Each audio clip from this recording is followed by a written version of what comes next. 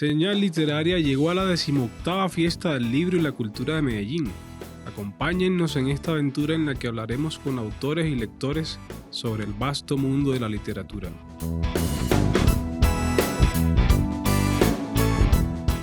Bienvenidos una vez más a Señal Literaria, hoy transmitiendo desde la 18ª Fiesta del Libro y la Cultura de Medellín.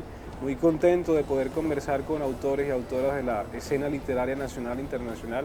Y por supuesto también contento de conversar con un gran autor, un hombre que ha sido fiel a su narrativa por muchos años. Les hablo del gran Luis Miguel Rivas. ¿Cómo estás, Luis Miguel?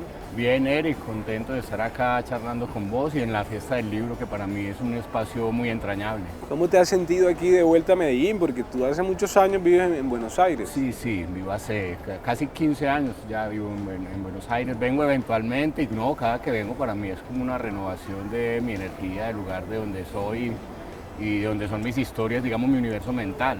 Tu universo mental, porque tú eres de Cartago, ¿cierto? Sí. Claro. Nací en Cartago, pero me trajeron muy chico, desde los 7 años, a Medellín, específicamente en Envigado. Claro. Ahí viví casi toda la vida. Querido Luis Miguel, hablemos sobre este libro que podemos enfocar quizás aquí un poquito. Una belleza del libro, Los amigos míos se viven muriendo. ¿Cuál es el germen de este libro? ¿Cómo nació? Bueno, ese libro es una compilación de cuentos, se publicó en el 2007 creo, pero hay cuentos incluso desde 1990, es una primera compilación que hice de cosas que había estado escribiendo durante muchos años. Se publicó con el fondo editorial EAFID, pero una parte de los cuentos transcurren en la época de finales de los 80 y comienzos de los 90 en Medellín, en esta época fuerte del narcotráfico.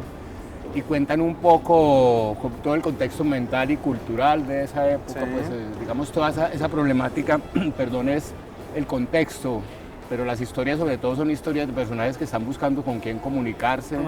Fundamentalmente es un anhelo de comunicación, un anhelo de amor y de amistad, y un poco esa es la trayectoria de los personajes, un anhelo que nunca se puede realizar completamente, ¿cierto?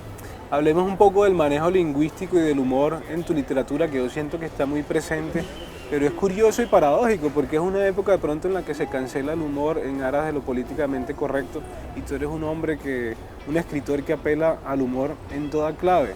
¿Qué nos puedes decir sobre eso?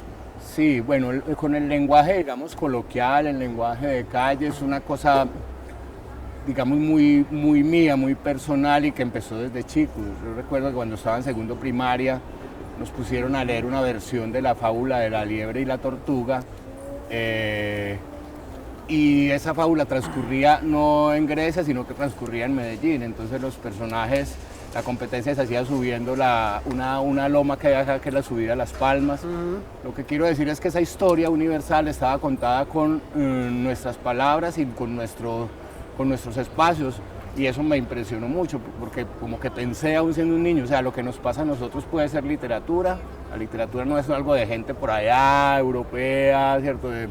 De geografías desconocidas, de montañas, sino que puede ser lo que nos pasa en la cotidianidad. Fue como un relumbrón, y creo que desde esa época ya quería como contar historias, pero contar como lo que nos pasaba en el diario vivir. Ese es un poco el asunto con el lenguaje.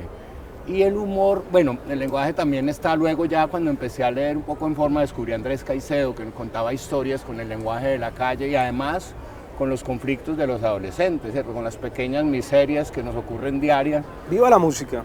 Viva la música, sobre todo Destinitos Fatales, que lo encontré en la Biblioteca Pública de Envigado precisamente. En esa edición de Oveja Negra, una colección que había de literatura colombiana que era Cremita.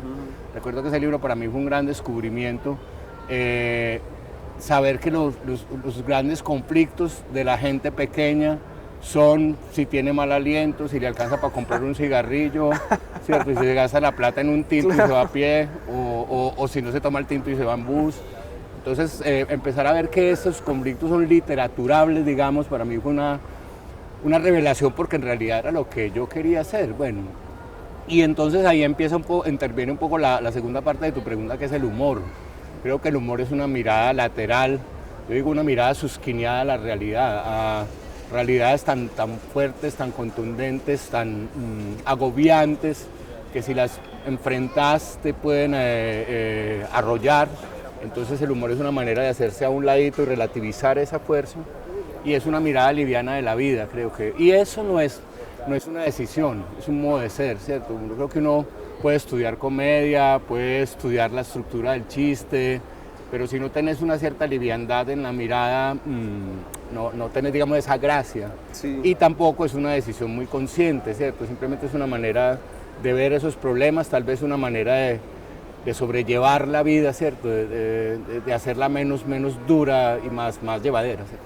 Sí, estaba pensando justamente en eso que dices del Listerine, claro, el personaje, por ejemplo, que tiene mal aliento, pero tiene que necesariamente recurrir a esas cosas, ¿cierto? Para quedar bien con una chica, por ejemplo, Exacto. o algo por el estilo.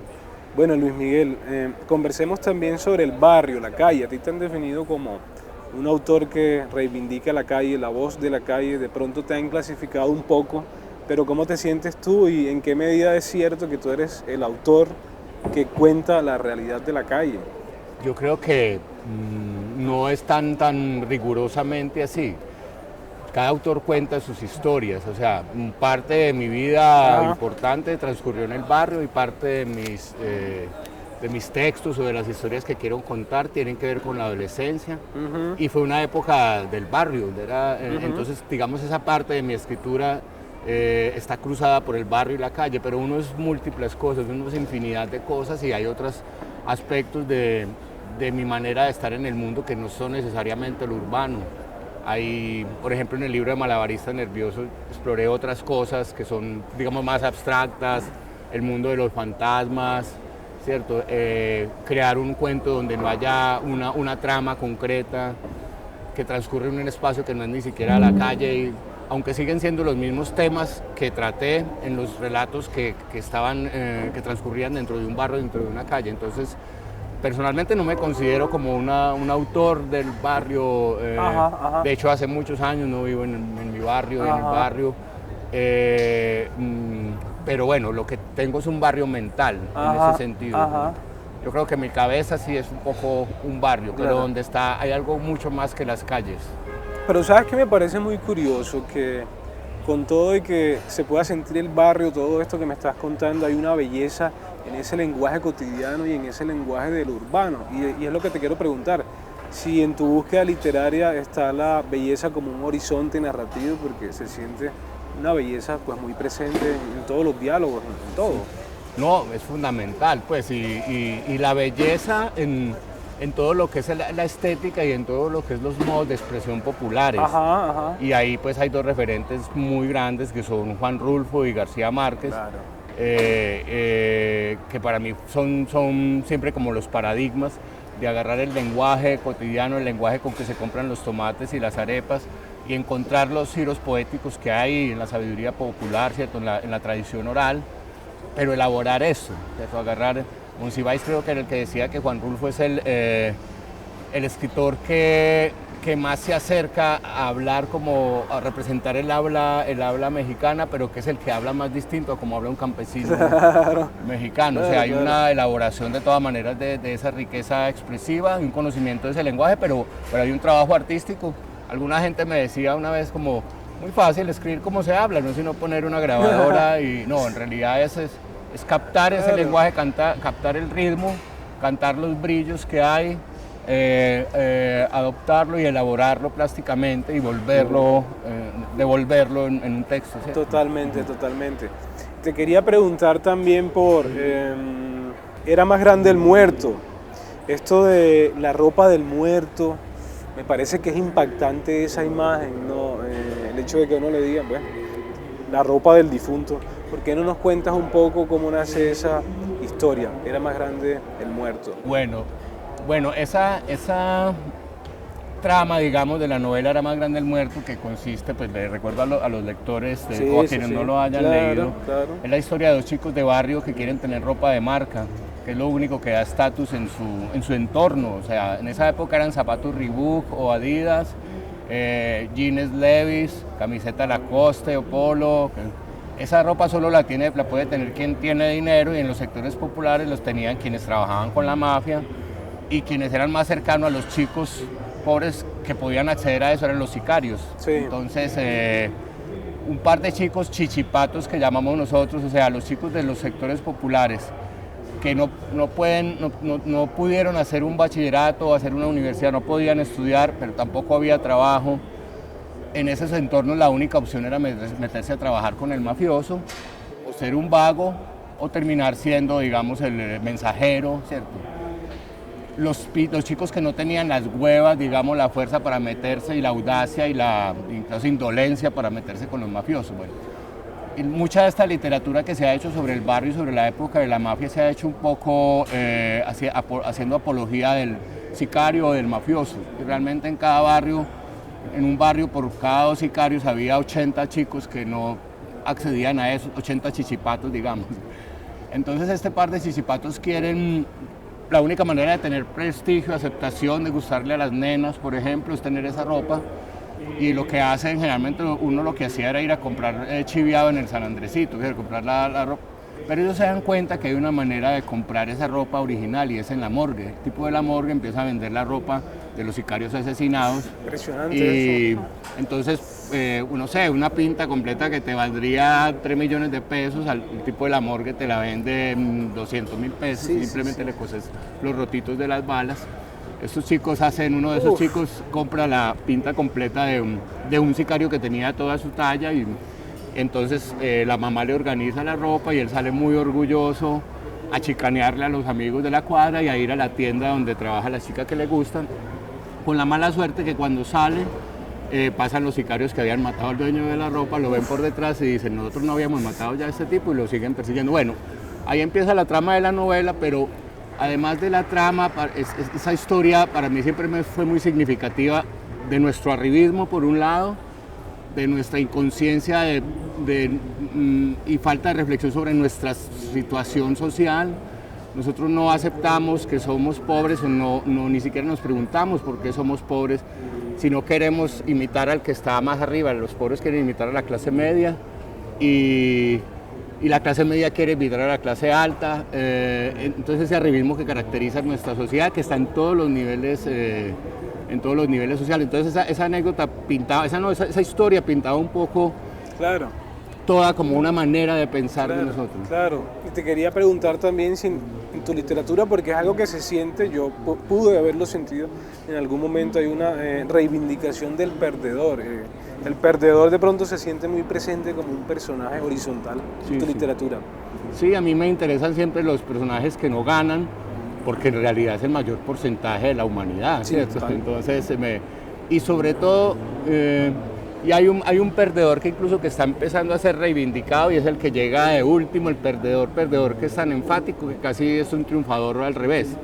Pero en realidad el hombre mediocre, el que está entre el triunfador y el derrotado completo, es el verdadero perdedor, ¿cierto? No tiene ni siquiera posibilidad de regocijo en la tristeza de la derrota. Ese tipo de anonimato me interesa mucho. Los anónimos, claro. Quería preguntarte también por una historia muy bonita, porque tú comentaste en algún momento que tu mamá le tocaron unas circunstancias de vida duras, pero ella reivindicaba el humor todo el tiempo. ¿Cómo era eso? Sí. Y ahora que voy a visitarla, ya mi mamá se ríe y se ríe de las cosas más crueles. Bueno, ahora ya estoy también un poco reevaluando eso. Antes me parecía como una manera muy sabia de enfrentar la vida y ahora viéndolo un poco más con lupa me doy cuenta que es una manera muy colombiana de evadir el conflicto, de evadir la elaboración del drama. Por eso pues, dicen que somos el país más feliz del mundo. En realidad somos el país más infeliz, que esconde su infelicidad, con una fiesta estrambótica, ¿cierto? Y con una sonrisa exagerada. Entonces sí, yo aprendí el humor un poco y mira que hay un umbral muy sutil entre eso, ¿cierto? Entre reírse de lo que nos pasa por comprensión y reírse de lo que nos pasa por evasión y por incomprensión. Claro. Bueno, Luis Miguel, te quiero dar las gracias por esta conversación tan amena, que la siento como entre dos viejos conocidos, dos viejos amigos del medio literario. Y quiero recomendar fuertemente a nuestra audiencia y a todos los que nos ven que busquen la literatura de Luis Miguel Rivas, porque no solo está llena de humor, sino de una profundidad nada superficial, que no juega con adornos ni nada por el estilo para decirnos cosas importantes, una obra muy necesaria. Muchas gracias, Luis Miguel, por estar en Señal Literaria, Señal Colombia. Gracias a vos, Eric, gracias pues a todos los televidentes del programa y espero que disfruten los textos y los lean.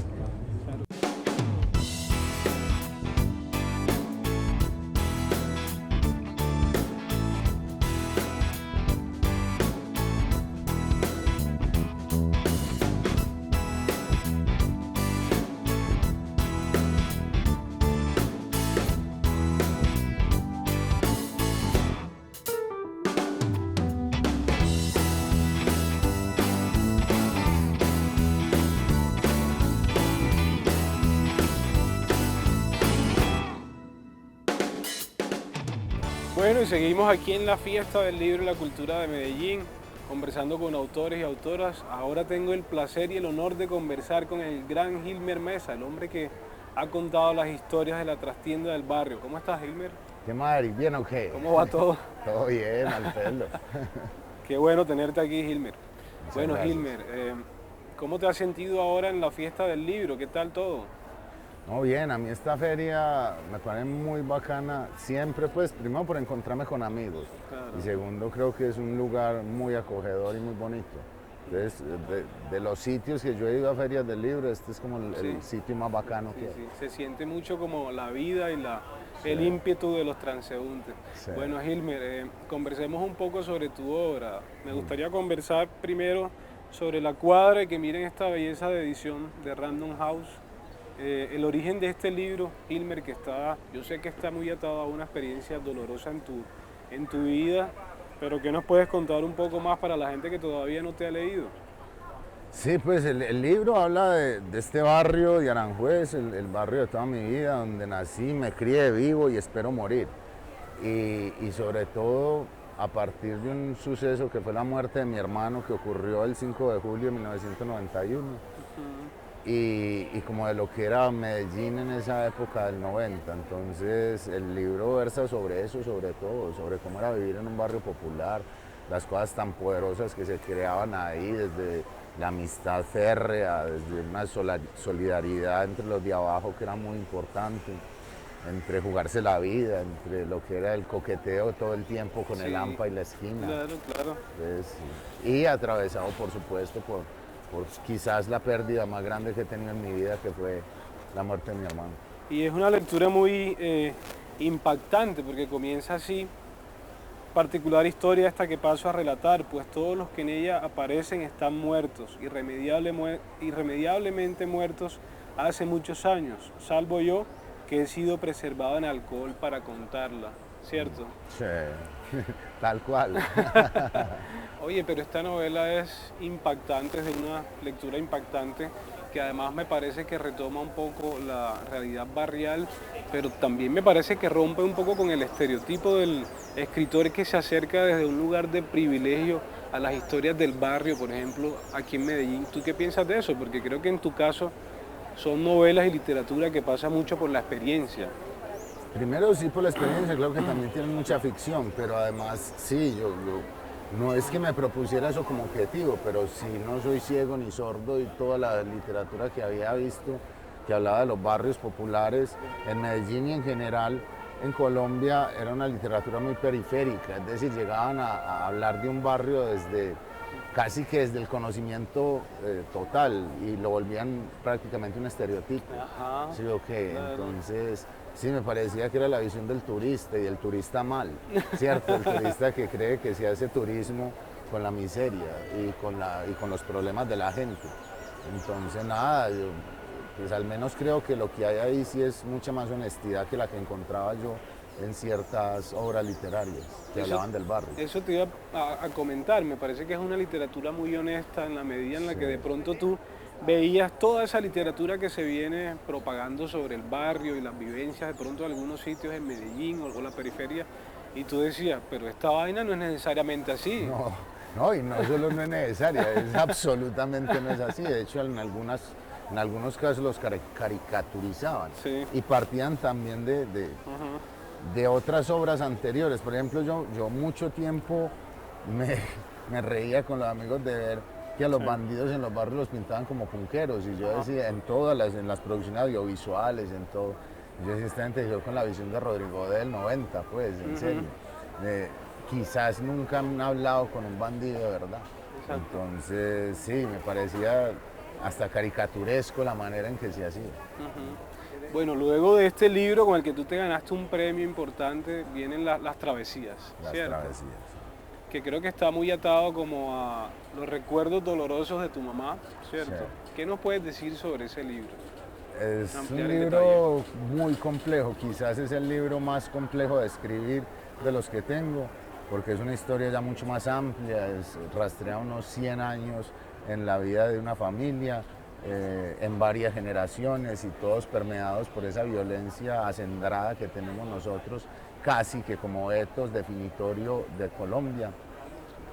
Y es muy distinta a todas, porque es una novela rural absolutamente, que nunca tiene nada que ver con lo urbano, es una novela de otro tipo de violencias, es una novela mucho más larga, mucho más amplia, llena de personajes, de entresijos, urdida de otra manera.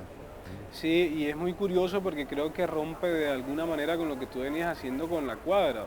Uno Sí. podría pensar que la gente y el lector promedio estaba esperando algo parecido, algo similar, Sí. pero es disruptivo en esa medida. Y era lo que me propuse realmente. Yo incluso la tercera novela, que es esta, Aranjuez, que vuelve otra vez al barrio, yo ya había empezado como a pensarla desde la época en que terminé La Cuadra, Ajá. pero quise irme a otra cosa completamente distinta, que fuera una vaina rural, de hecho también como para probarme a ver si yo era capaz de escribir de otra realidad que no tuviera tan cercana, pero bueno, igual sí la tenía muy cercana porque era atravesada por todas las historias de mi mamá, porque también yo había trabajado mucho en la Colombia profunda y sobre todo en la Antioquia profunda, esa olvidada, esa donde nunca ha llegado el Estado. Entonces me propuse hacer esa novela y pues te digo, quizás también la novela más difícil para mí de escribir, además una novela muy larga, 450 hojas, Larguísimo. con capítulos gigantes de 70 páginas, entonces sí, fue chévere, a mí me siento muy orgulloso de esa novela, de hecho. Bueno, Gilmer, hablemos ahora de esta novela que tienes ahí, si la podemos mostrar un poquito. Aranjuez, vea. Aranjuez es tu última novela, ¿cierto? Es la última, sí. Que me parece que es como una reivindicación del barrio, tú vuelves al barrio, pero también está ligado un poco al dolor por la desaparición del padre, ¿no? Sí. Sí, es una novela incluso pues gente muy cercana a mí que la ha leído dicen que es la novela más personal que yo tengo. Porque sí, como te digo, yo empecé a pensarla cuando terminé La Cuadra porque lo que me pasó fue que el retorno que yo recibí de ese libro en alguna medida era también como contribuyendo a una cosa que a mí me molesta un poco y era pensar que las historias de los barrios solo tienen que ver con el AMPA y con la delincuencia, y cierto. Entonces yo había pensado otras historias que a mí me tocaban y me atravesaron la vida, de gente muy mela que yo había visto en el barrio, que crearon a su familia, que se jugaron la vida porque que volvieran buenas personas. Claro. Entonces yo la había empezado a pensar, sin embargo tenía un montón de historias ahí y no veía cómo se unían. Y coincidió con que mi padre empezó a enfermarse, pues jodidamente del Alzheimer, empezó como a perder muy en serio toda la memoria, y eso a mí me llenó de una ira muy poderosa y muy fecunda, de hecho, ¿cierto? Y ahí empecé a escribir y me di cuenta que el hilo que unía todas esas historias era que todas eran de padres, o de falta de padres, o de vínculos con el padre extraños que siempre hemos visto. Entonces ahí sí me concretó la novela, y finalizando la novela también entendí que todo tenía que ver con un padre más grande que era el barrio. Digo, que el barrio era en realidad el padre de todas esas historias. Claro. Entonces, bueno, ahí la tejí y creo que quedó decente. Quedó decente.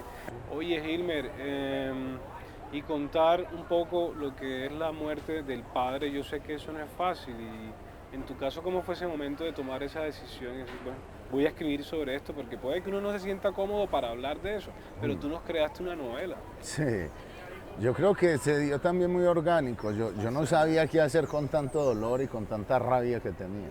Porque hablando de eso, no solo la muerte del padre, yo supongo que la muerte del padre de un buen padre como el mío debe doler mucho a todo el mundo. Pero en el caso del mío murió de una cosa que a mí me parece lo más injusto que puede pasar, que fue de Alzheimer. Y esa enfermedad es asquerosa porque te quita como todo lo que convalida una vida, que son los recuerdos. Claro. Sí, o que es decir, yo espero que el día que a mí me llegue la muerte termine sonriendo, llorando por lo que he hecho, pero porque lo tengo ahí, porque tengo registrado todo y yo estar aquí vale la pena porque mañana me voy a acordar de esto. Claro. Pero que a uno lo dejen huérfano de recuerdos me parece como un castigo anticipado y además un castigo que él no merecía porque fue un tipo noble, Claro. que fue un tipo legal con todo lo que hizo. Esa lectura lo hace pensar a uno que la vida no es justa y el destino del hombre y el ser humano Exacto. no es necesariamente justo. Sí, Y una no se- inanidad en el destino muy tesa. Exacto, no se corresponde con lo que fue una persona en su vida, ¿cierto? En su vida eso. Pero de alguna manera es complejo hablar del término de justicia, pero de alguna manera se hace justicia en que ese man al que le pasó eso tuvo un hijo que preocupó por hacer un libro para que quede ahí. Claro. ¿Quién fue ese man? Yo no sé para qué, ni a quién le importe. Claro. Pero sí, yo era como de alguna manera también, marica, si este man perdió todos sus recuerdos, pues yo los tengo que poner en un libro. Qué bonito eso, qué tremendo, Sí. qué profundo. Bueno, Gilmer, te quiero dar las gracias por esta conversación breve aquí en el marco de la fiesta de las letras, la fiesta de la cultura y la palabra en Medellín. Yo le hago una invitación a nuestra audiencia para que busque la obra de Gilmer Mesa. Me parece que es un autor necesario realmente, que nos está contando cosas profundas con una mirada sostenida y que indaga en la condición humana desde otras esquinas, pienso. Gracias, Gilmer, por estar aquí en Señal Literaria y en Señal Colombia. Hombre, Eric, siempre un gustazo verte y hablar con vos. Y bueno, muchas gracias a Señal Colombia y a este programa, La Buena. Este primer día de feria nos dejó el corazón lector lleno de alegría. Hablamos con Luis Miguel Rivas y Gilmer Mesa, dos autores que se han adentrado en los senderos a veces difusos de la literatura para decirnos que otras vidas son posibles, que el mundo, aunque no sea un lugar fácil, nos depara la aventura de existir.